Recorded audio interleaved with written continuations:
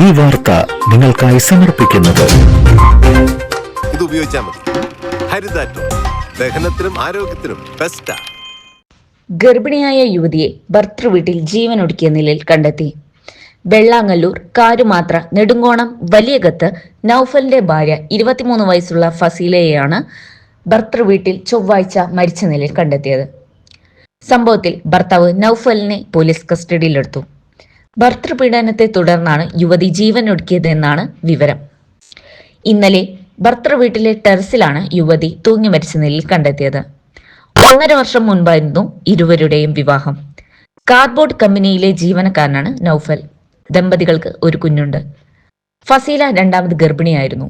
ഒരുപാട് നാളായി ഭർത്താവ് ദേഹോപദ്രവം ചെയ്യുന്നുണ്ടെന്ന് യുവതി മാതാവിന് വാട്സപ്പ് സന്ദേശം അയച്ചിരുന്നു. യുവതിയുടെ മരണത്തിന് ഗാർഹിക പീഡന ആരോപണം ബന്ധുക്കൾ ഉന്നയിക്കുന്നുണ്ട്.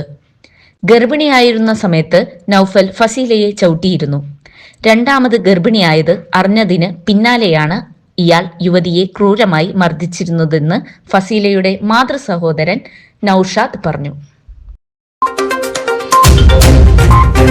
ചിലതൊന്നും ചിലർക്കങ്ങോട്ട് ദഹിക്കത്തില്ല. ഇത് ഉപയോഗിച്ചാൽ മതി.